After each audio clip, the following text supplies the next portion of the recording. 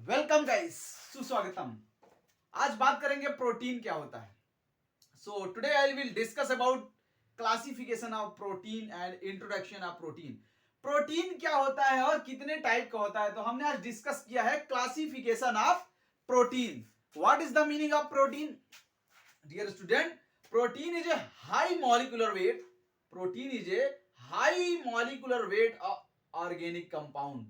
Protein एक प्रकार के हाई मॉलिक्यूलर वेट जिनका परमाणु भार ज्यादा होता है, एक प्रकार के ऑर्गेनिक कंपाउंड होते हैं डेराइव्ड फ्रॉम अमीनो एसिड्स, जो कि ऑब्टेन किए जाते हैं अमीनो एसिड से। अमीनो एसिड, दो अमीनो एसिड मिलकर आपस में प्रोटीन बनाते हैं, दो या दो से अधिक।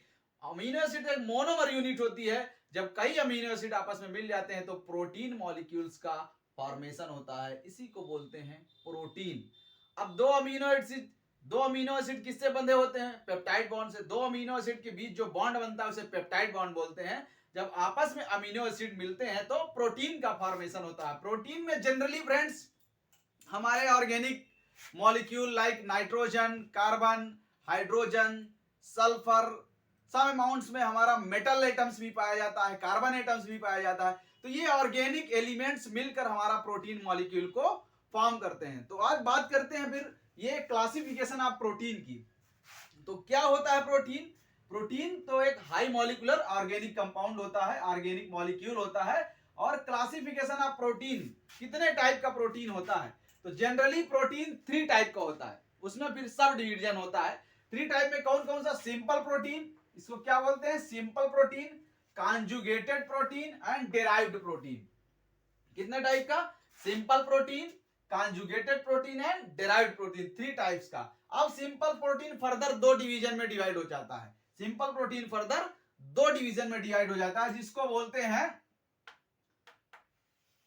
Globular protein and fibrous protein. Globular protein and fibrous protein. Globular protein में यही सारे प्रोटीन आते हैं जो हमारे बॉडी में अपटेन किए थे। Albumin, globulin, albumin, globulin, prolamin, histone and protamine.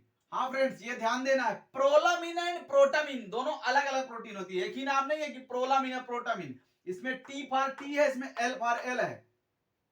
ठीक, तो प्रोलामिन एंड प्रोटामिन ये दोनों डिफरेंस प्रोटीन हैं जो कि ग्लोबुलर प्रोटीन की कैटेगरी में आते हैं। देन आता है फाइब्रस प्रोटीन। फाइब्रस प्रोटीन में हमारा कोलेजन आता है, इलास्टिन आता है, केराटिन आता है। फाइब्रस प्रोटीन में क्या क्या आता है? Collagen, elastin and keratin. Keratin protein friends हमारे किस लिए रिस्पॉन्सिबल है? स्पेशली फॉर हेयर के लिए। बालों में हमारे पाया जाता है केराटिन प्रोटीन, जिसकी वजह से बालों में मजबूती पाई जाती है, एलोप्लेसिया नहीं होता है। जिस व्यक्ति में केराटिन प्रोटीन की कमी होती है उसमें हेयर लॉस का प्रॉब्लम आने लगता है। तो केराटिन प्रोटीन हमारे हेयर में पाई जाती है। देन उसके बाद आता है ये कॉन्जुगेटेड प्रोटीन। समझ गया? सिंपल प्रोटीन के बाद आया कॉन्जुगेटेड प्रोटीन। दोनों प्रोटीन आपस में कॉन्जुगेट कर रहे हैं, दो अमीनो एसिड आपस में कॉन्जुगेट करके पेप्टाइड बॉन्ड फॉर्मेशन कर रहे हैं, इसी में आता है कॉन्जुगेटेड प्रोटीन। अब कॉन्जुगेटेड प्रोटीन की कैटेगरी में हमारा आता है nucleo protein. Nucleo protein. Then आता है ग्लाइकोप्रोटीन। अब न्यूक्लियो प्रोटीन में अमीनो एसिड की बात, वो डीएनए आरएनए की बात होने लगेगी, तो न्यूक्लियोटाइड की बात होने। Nucleo protein and glycoprotein. Then फिर आता है म्यूकोप्रोटीन। देन आता है लाइपोप्रोटीन, ये एक प्रकार का लिपिड फॉर्मेशन के लिए होता है। Phosphoprotein and chromoprotein. कौन कौन सी कैटेगरी आती है कॉन्जुगेटेड प्रोटीन में? Nucleoprotein, glycoprotein, mucoprotein, lipoprotein, phosphoprotein and chromoprotein. तो ये बात हो गई हमारे कॉन्जुगेटेड प्रोटीन की। Then last and third, derived protein. क्या होता है फ्रेंड्स?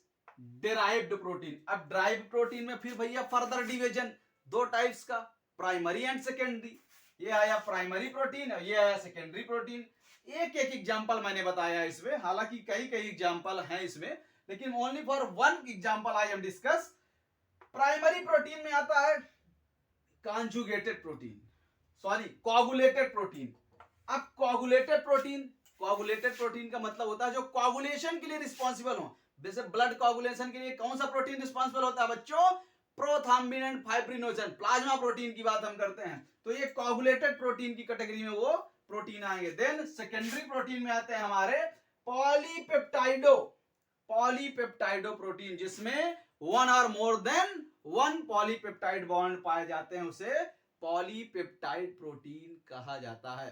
तो आई होप स्टूडेंट कि ये प्रोटीन क्लासिफिकेशन प्रोटीन आपको समझ में आया होगा।